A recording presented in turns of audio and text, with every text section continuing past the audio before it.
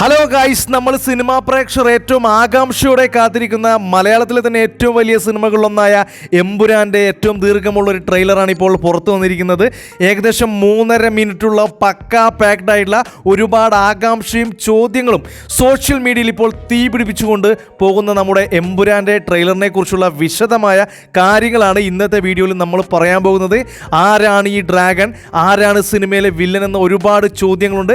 അപ്പോൾ നേരെ നമുക്ക് ടോപ്പിക്കിലേക്ക് കടക്കാം. ട്രെയിലറിനെ കുറിച്ചുള്ള പ്രധാനപ്പെട്ട ഒരു കാര്യം, ട്രെയിലർ റിലീസ് ചെയ്യാനിരുന്ന ദിവസത്തിനേക്കാൾ ഒരു ദിവസം മുൻപേ ആണ് ട്രെയിലർ പുറത്തിറങ്ങിയത്.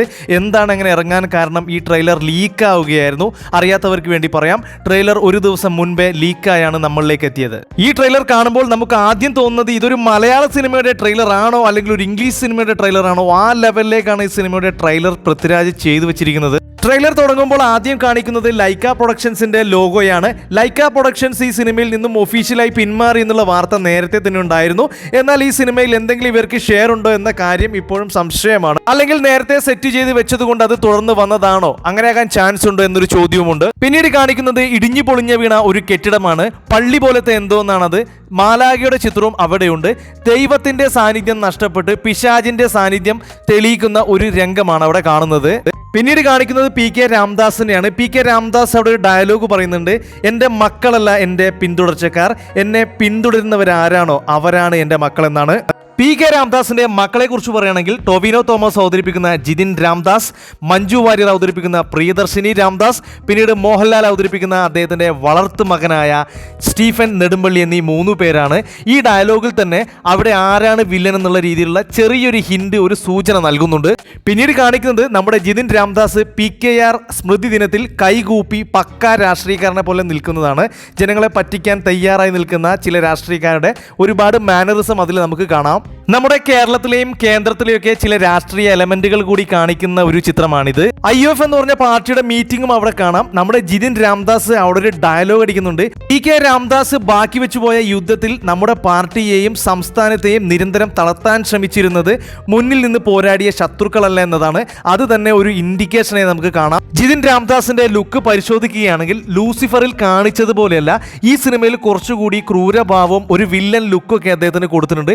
ലുക്കിൽ തന്നെ വലിയൊരു ചേഞ്ച് വന്നിട്ടുണ്ട്. പിന്നെ ജിതിൻ രാംദാസ് പറഞ്ഞ കാര്യം, അദ്ദേഹത്തിന്റെ ശത്രു, ഈ പാർട്ടിയുടെ ശത്രു, സംസ്ഥാനത്തിന്റെ ശത്രു പുറത്തുനിന്നുള്ളവരല്ല അകത്തുനിന്നുള്ളവരാണ്, അദ്ദേഹത്തിന്റെ പാർട്ടിയിലുള്ളവരാണ്, അദ്ദേഹത്തിന്റെ കൂടെയുള്ളവർ തന്നെയാണെന്ന് പറയുന്നുണ്ട്.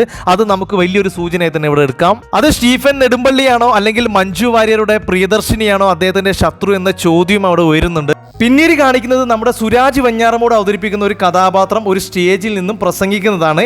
ASM എന്നാണ് ആ പാർട്ടിയുടെ പേര് കാണിക്കുന്നത്. നേരത്തെ പറഞ്ഞ പാർട്ടിയെ കൂടാതെ മറ്റൊരു പാർട്ടി കാണിക്കുന്നുണ്ട്. ASM അഖണ്ഡ ശക്തി മോർച്ച എന്നാണ് ആ പാർട്ടിയുടെ പേര്. ഇത് സൂചിപ്പിക്കുന്നത് ഒരു വലതുപക്ഷ പാർട്ടിയാണ് അവിടെ കാണിക്കുന്നത് എന്നാണ്. പിന്നെ സുരാജ് പറയുന്ന ഡയലോഗ് ഉണ്ട്, നമ്മുടെ കേരളത്തിലെ കപട മതേതരവാദികൾ ഞെട്ടിത്തരിക്കുന്ന ഒരു വാർത്ത ഉടൻ തന്നെ പുറത്തു വരുമെന്നാണ് പറയുന്നത്. ഈ ഡയലോഗിലൂടെ നമുക്ക് മനസ്സിലാക്കാൻ സാധിക്കുന്നത് ഉത്തരേന്ത്യയിൽ ശക്തമായൊരു പാർട്ടി, ആ പാർട്ടിയുടെ പേര് കേൾക്കുമ്പോൾ തന്നെ ഒരു നോർത്ത് ഇന്ത്യൻ സൈഡിൽ ശക്തമായൊരു പാർട്ടിയാണെന്ന് നമുക്ക് മനസ്സിലാക്കാം. ആ പാർട്ടി ഒരുപാട് രക്തക്കറകൾ വീണതാണെന്ന് തന്നെ ഇതിൽ കാണിക്കുന്നുണ്ട്. ആ പാർട്ടി കേരളത്തിലേക്ക് വരാൻ ശ്രമിക്കുന്ന ശ്രമങ്ങളാണ് നമുക്ക് കാണാൻ പറ്റുന്നത്. ഈ അഖണ്ഡ ശക്തി മോർച്ച എന്ന പാർട്ടി കേരളത്തിൽ നിലവിലുള്ള ശക്തമായ IOF എന്ന പാർട്ടിയെ തകർത്തുകൊണ്ടാണോ കേരളത്തിലേക്ക് വരാൻ ശ്രമിക്കുന്നത്, അല്ലെങ്കിൽ ആ പാർട്ടിയെ വില കൊടുത്ത് വാങ്ങിക്കൊണ്ടാണോ എന്നുള്ളതാണ് നമ്മൾ സിനിമയിൽ കാത്തിരുന്ന് കാണാൻ പോകുന്നത്. ഇന്ന് നിലവിലുള്ള പല സാഹചര്യങ്ങളെയും സൂചിപ്പിക്കുന്ന രീതിയിൽ തന്നെയാണ് ഈ കാര്യങ്ങൾ പറഞ്ഞു പോയിരിക്കുന്നത്. കേരളത്തിൽ ഇപ്പോൾ ശക്തമായിട്ടുള്ള അല്ലെങ്കിൽ ഭരണത്തിലുള്ള IOF എന്ന പാർട്ടിയെ തകർത്തുകൊണ്ട് മാത്രമേ പുതിയ പാർട്ടിയായ ASMന് കേരളത്തിലേക്ക് അഖണ്ഡ ശക്തി മോർച്ചയ്ക്ക് കേരളത്തിലേക്ക് എൻട്രി ലഭിക്കുകയുള്ളൂ. അല്ലെങ്കിൽ ജിതിൻ രാംദാസിന്റെ തന്നെ പാർട്ടിയിലുള്ള ഏതെങ്കിലും ഒരു പ്രഗത്ഭ നേതാവിന്റെ സഹായത്തോടെ മാത്രമേ അഖണ്ഡ ശക്തി മോർച്ചയ്ക്ക് കേരളത്തിലേക്ക് വരാൻ പറ്റുകയുള്ളൂ. അത് ആരായിരിക്കും എന്നൊരു സസ്പെൻസ് കൂടെയുണ്ട്. ആരാണ് കാല് മാറി ASMന് വേണ്ടി അഖണ്ഡ ശക്തി മോർച്ചയ്ക്ക് വേണ്ടി ജിതിൻ രാംദാസിന്റെ പാർട്ടിയിൽ നിന്നും കളിക്കുന്നു എന്ന കാര്യം കൂടി നമുക്കിതിൽ നിന്ന് കാണാൻ പറ്റും. എന്നിട്ട് അവിടെ കാണിക്കുന്നത് സായികുമാറിനെയാണ്, നമ്മുടെ വർമ്മസാറിനെയാണ്. വർമ്മസാറ് ലൂസിഫറിൽ തന്നെ വളരെ പ്രധാനപ്പെട്ട ഒരു വില്ലനായിരുന്നു. ഇനി വർമ്മസാറിന്റെ സഹായത്തോടു കൂടിയാണോ അഖണ്ഡ ശക്തി മോർച്ച കേരളത്തിലേക്ക് എൻട്രി ചെയ്യാൻ നോക്കുന്നത് എന്നൊരു ചോദ്യം കൂടെയുണ്ട്. പിന്നീട് കാണുന്നത് നമ്മുടെ മഞ്ജു വാര്യർ അവതരിപ്പിക്കുന്ന പ്രിയദർശിനി രാംദാസ് എന്ന കഥാപാത്രം. ആ കഥാപാത്രം ഒരു വേദിയിൽ നിന്ന് പ്രസംഗിക്കുന്നതാണ്. ആ പ്രസംഗിക്കുന്നത് വളരെ പ്രസക്തമാണ്. മനുഷ്യജീവന് മുകളിൽ ഒരു രക്തബന്ധത്തിനും പ്രാധാന്യമുണ്ടെന്ന് കരുതുന്നില്ല എന്നാണ് പറയുന്നത്. പ്രിയദർശിനി രാംദാസ് പറഞ്ഞ ആ ഡയലോഗ് പരിശോധിക്കുകയാണെങ്കിൽ നേരത്തെ പറഞ്ഞ കോണ്ടെക്സ്റ്റിലാണെങ്കിൽ നമ്മൾ വിശ്വസിക്കുന്ന IOF എന്ന പാർട്ടിയിലെ ശക്തനായ ഒരാൾ, നല്ലവനാണെന്ന് കരുതുന്ന ഒരാൾ അഖണ്ഡ ശക്തി മോർച്ചയ്ക്ക് വേണ്ടി പ്രവർത്തിക്കുന്നു എന്ന് ഒരു സൂചന കൊടുക്കുന്നുണ്ട്. അങ്ങനെ നോക്കുകയാണെങ്കിൽ അഖണ്ഡ ശക്തി മോർച്ച എന്ന ഈ ഉത്തരേന്ത്യൻ പാർട്ടി ഒരുപാട് പേരുടെ ചോരയിൽ കുളിച്ച പാർട്ടിയാണെന്ന് ഇവിടെ കാണിക്കുന്നുണ്ട്. ഒരുപാട് മനുഷ്യന്മാരുടെ ജീവൻ നഷ്ടപ്പെടുത്തിയ പാർട്ടി കൂടിയാണ് ഇതെന്നും കൂടി നമുക്ക് മനസ്സിലാക്കാം. മഞ്ജു വാര്യർ പറഞ്ഞ ഈ ഡയലോഗിൽ നിന്നും മനസ്സിലാകുന്നത് ഉത്തരേന്ത്യൻ പാർട്ടിയായ ഒരുപാട് ആളുകളെ കൊലപ്പെടുത്തിയ ഈ പാർട്ടി കേരളത്തിലേക്ക് എൻട്രി ചെയ്യാൻ പോകുന്നത് IOF എന്ന പാർട്ടിയിലുള്ള മഞ്ജു വാര്യരുടെ രക്തബന്ധത്തിലുള്ള ഒരാളുടെ സഹായത്തോടെയാണ്. അങ്ങനെ നോക്കുകയാണെങ്കിൽ മഞ്ജു വാര്യരുടെ പ്രിയദർശിനി എന്ന കഥാപാത്രത്തിന്റെ രക്തബന്ധത്തിലുള്ള ഒരാളാണ് ജിതിൻ രാംദാസ്, ടൊവിനോ തോമസ് അവതരിപ്പിക്കുന്ന കഥാപാത്രം. അല്ലെങ്കിൽ വേറൊരാളായിരിക്കാം. പുതിയൊരു എൻട്രി നമുക്ക് അവിടെ പ്രതീക്ഷിക്കാൻ പറ്റുന്നതാണ്. ഒരു ചെറുപ്പക്കാരനായ ഒരു വില്ലൻ എൻട്രി ചെയ്യുന്നു എന്ന സൂചന കൂടി അവിടെ നമുക്ക് നൽകുന്നുണ്ട്. പിന്നീട് കാണിക്കുന്നത് നമ്മുടെ ലാലേട്ടൻ അവതരിപ്പിക്കുന്ന സ്റ്റീഫൻ നെടുമ്പള്ളി എന്ന കഥാപാത്രത്തെയാണ്. ആ കഥാപാത്രത്തിന്റെ മറ്റൊരു സൈഡായ അബ്രഹാം ഖുറൈശി എന്ന കഥാപാത്രത്തെയും കാണിക്കും. ലാലേട്ടൻ പറയുന്ന നാർക്കോട്ടിക് ഇസ് എ ഡെറ്റി ബിസിനസ് എന്ന ഡയലോഗ് നമുക്ക് എല്ലാവർക്കും ഓർമ്മയുള്ള ഒന്ന് തന്നെയാണ്. നാർക്കോട്ടിക്സിനെതിരെ പോരാടുന്നതായും, അതായത് അബ്രഹാം ഖുറൈശി പോരാടുന്നത് പോലെ നമുക്കിവിടെ ഒരു സൂചന നൽകുന്നുണ്ട്. പിന്നീട് നമുക്ക് അവിടെ കാണാൻ പറ്റുന്നത് ലോകത്തിന്റെ വിവിധ ഭാഗങ്ങളിലുള്ള പല രാജ്യങ്ങളാണ്. ഇറാഖ്, ചൈന, ലണ്ടൻ തുടങ്ങിയ ഒരുപാട് രാജ്യങ്ങളിൽ അബ്രഹാം ഖുറൈശിയുടെ പ്രസൻസ് ഉണ്ട് എന്നാണ് അത് സൂചിപ്പിക്കുന്നത്. അതിനിടയിൽ പറയുന്ന മറ്റൊരു കാര്യമുണ്ട്. ഇന്നത്തെ കോണ്ടെക്സ്റ്റിൽ വളരെ പ്രസക്തമായ ഒരു കാര്യം കൂടിയാണ്. മയക്കുമരുന്ന് കള്ളക്കടത്തിനും ജിഹാദി ഗ്രൂപ്പുകൾക്കൊക്കെ നമ്മുടെ അബ്രഹാം ഖുറൈശി എതിരാണെന്നുള്ള രീതിയിൽ ഒരു സൂചനയും അവിടെ കാണിക്കുന്നുണ്ട്. പിന്നീട് സിനിമയുടെ ഭാഗങ്ങൾ കാണിക്കുന്നത് വേറൊരു ലെവലിലേക്കാണ്. അതായത് ഇന്റർനാഷണലി നമ്മുടെ ഖുറൈശി പല പല കാര്യങ്ങളും ചെയ്യുന്നുണ്ട് എന്നുള്ളത് നേരത്തെ തന്നെ നമ്മൾ പറഞ്ഞു. അതിനോടൊപ്പം പ്രധാനമായി കാണിക്കുന്നത് US ഒഫീഷ്യൽസിനെയാണ്. US ബന്ധപ്പെട്ട കുറച്ച് കാര്യങ്ങൾ, US ആർമിയുടെ ചില പോരാട്ടങ്ങളൊക്കെ ഇതിൻ്റെ ഭാഗമായി കാണിക്കുന്നുണ്ട്. പിന്നീട് ഇന്റർനാഷണൽ ലെവലിൽ ഡീൽ ചെയ്യുന്ന കുറച്ച് ഡോൺ കഥാപാത്രങ്ങളൊക്കെ അവിടെ കാണിക്കുന്നുണ്ട്. അബ്രഹാം ഖുറൈശി ലോകമെമ്പാടുമുള്ള ഡോണുകൾക്കെതിരെ പോരാടുമ്പോഴും കേരളത്തിൽ അദ്ദേഹത്തിന്റെ സ്വന്തം ചോരയോട് തന്നെയാണ് അദ്ദേഹം പോരാടുന്നത് എന്നൊരു സൂചന കൂടി നമുക്ക് കാണാം. പിന്നീട് കാണിക്കുന്നതിൽ പ്രധാനപ്പെട്ട ഒന്നാണ് നമ്മുടെ അബ്രഹാം ഖുറൈശി, ലാലേട്ടൻ്റെ കഥാപാത്രം പറയുന്ന ഡയലോഗ്.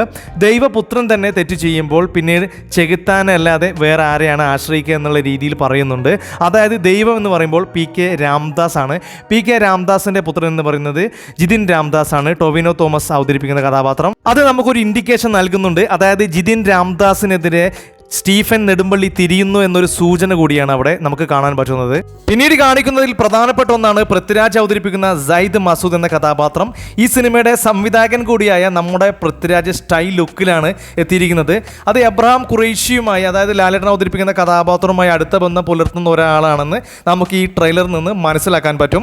നേരത്തെ തന്നെ നമ്മൾ ഒന്നാം ഭാഗത്തിൽ തന്നെ അത് കണ്ടതാണ്. പിന്നെ കാണിക്കുന്നത് സയ്യിദ് എന്ന കഥാപാത്രം അബ്രഹാം ഖുറൈശിയുമായി എങ്ങനെയാണ് പരിചയപ്പെടുന്നത്, എങ്ങനെയാണ് അടുക്കുന്നത് എന്നൊരു ഫ്ലാഷ് ബാക്ക് കൂടി ഇതിൽ കാണിക്കുന്നുണ്ട്. പിന്നീട് കാണിക്കുന്ന ഒരു പ്രധാനപ്പെട്ട സൂചന, സ്റ്റീഫൻ നെടുമ്പള്ളി നമ്മുടെ ലാലേട്ടൻ അവതരിപ്പിക്കുന്ന കഥാപാത്രം വർഷങ്ങൾക്ക് ശേഷം കേരളത്തെ രക്ഷിക്കാൻ, നേരത്തെ പറഞ്ഞ ഡ്രഗ്സ് ഡീലിംഗിൽ നിന്നും അതുപോലെ തന്നെ കേരളത്തിലേക്ക് ഇരച്ചു കയറാൻ ശ്രമിക്കുന്ന ASM എന്ന രാഷ്ട്രീയ പാർട്ടിയിൽ നിന്നും കേരളത്തെ രക്ഷിക്കാൻ അബ്രഹാം ഖുറൈശി, നമ്മുടെ ലൂസിഫർ സ്റ്റീഫൻ നെടുമ്പള്ളി തിരിച്ചു വരുന്നു എന്നുള്ള രീതിയിലുള്ള ഒരു സൂചന കൂടി ഈ ട്രെയിലർ നൽകുന്നുണ്ട്. ഈ ട്രെയിലർ പുറത്തുവിടുന്ന ഒരുപാട് സൂചനകൾ നമ്മളെ ആകാംക്ഷയിലാക്കുന്നുണ്ട്.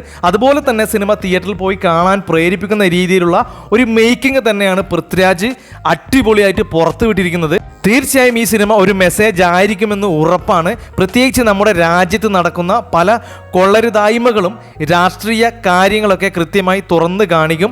ഒരു ബോധവൽക്കരണം പ്രത്യേകിച്ച് ലഹരിക്കെതിരെയൊക്കെ നൽകാൻ ഈ സിനിമയ്ക്ക് സാധിക്കുമെന്ന് പ്രതീക്ഷിക്കുന്നു. അപ്പോൾ എന്തൊക്കെയാണ് നിങ്ങൾ ഈ സിനിമയിൽ പ്രതീക്ഷിക്കുന്നത് എന്ന കാര്യം തീർച്ചയായും കമൻറ്റ് ബോക്സിൽ രേഖപ്പെടുത്തുക.